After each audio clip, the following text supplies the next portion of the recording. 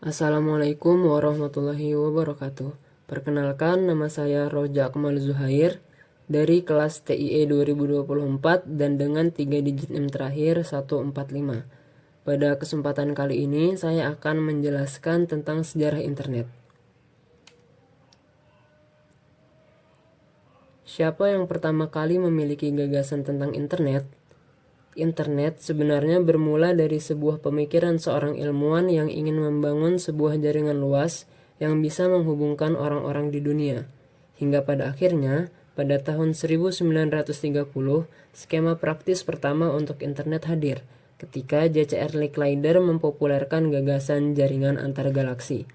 Kemudian tidak lama setelah itu, seorang ilmuwan komputer mengembangkan konsep packet switching, sebuah metode untuk mentransmisikan data elektronik secara efektif yang kemudian menjadi salah satu blok bangunan utama internet. Pada Agustus 1962, Licklider dan Weldon Clark menerbitkan makalah pertama tentang konsep internet berjudul Online, Komunikasi Manusia-Komputer. Mereka melihat jaringan komunikasi sebagai alat untuk ilmiah kolaborasi. Baik, selanjutnya ada latar belakang adanya internet. Pada masa Perang Dingin, pemerintah Amerika Serikat khawatir dengan ancaman serangan nuklir yang bisa melumpuhkan sistem komunikasi nasional. Maka, dibutuhkan sistem komunikasi yang terdesentralisasi, tahan gangguan, dan dapat menghubungkan berbagai pusat informasi. Karena hal itu, pada tahun 1969, Departemen Pertahanan AS melalui lembaga ARPA atau Advanced Research Project Agency meluncurkan ARPANET yang menjadi cikal bakal internet. Kemudian internet terus berkembang hingga masuk ke sektor pendidikan. Saat itu internet menghubungkan 4 universitas yaitu UCLA, Stanford Research Institute, UC Santa Barbara, dan University of Utah. Lanjut ke perkembangan internet di dunia.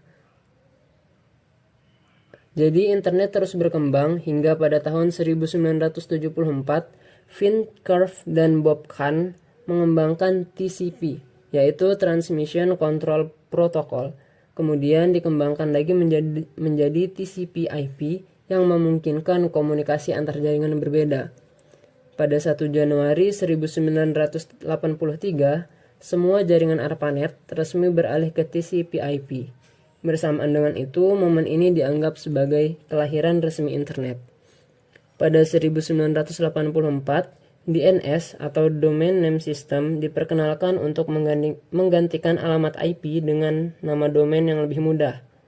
Contohnya google.com. Setelah itu, pada tahun 1989, Tim Berners-Lee, ilmuwan di Swiss, menciptakan konsep 3W atau World Wide Web. Ia juga mengembangkan HTML atau Hypertext Markup Language, HTTP, Hypertext Transfer Protocol, dan browser web pertama bernama World Wide Web, kemudian disebut Nexus.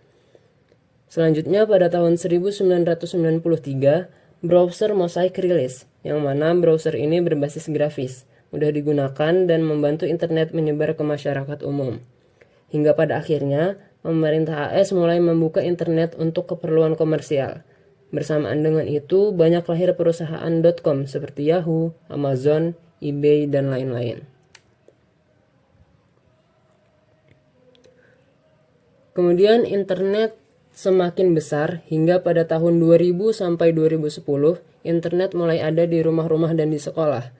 Di tahun itu juga mulai banyak muncul platform-platform besar seperti Google, YouTube, dan Facebook. Pada tahun 2010 sampai 2020, banyak muncul brand smartphone dan mobile app yang membuat internet bisa diakses kapan saja dan di mana saja. Hingga pada akhirnya, di masa sekarang, teknologi dan internet semakin berkembang dengan adanya IoT atau Internet of Things, AI, Artificial Intelligence, hingga blockchain. Kemudian masuk ke sejarah internet di Indonesia. Protokol internet atau IP pertama di Indonesia UI NetLab didaftarkan oleh Universitas Indonesia pada 24 Juni 1988. Hingga pada tahun 1994 dianggap sebagai tahun lahirnya internet Indonesia secara resmi, dan PT Indo Internet atau Indonet menjadi penyedia layanan internet atau ISP komersial pertama di Indonesia. Kemudian, sejak lahirnya PT Indonet, banyak ISP mulai bermunculan di tahun 1995 sampai tahun 2000, sehingga pemerintah menyadari pentingnya regulasi dan membentuk Depkominfo untuk mengawasi perkembangan teknologi informasi dan komunikasi. Kemudian di awal tahun 2000-an, pertumbuhan pengguna internet meningkat pesat, terutama di kota-kota besar. Karena itulah muncul warung internet atau warnet di kota-kota besar.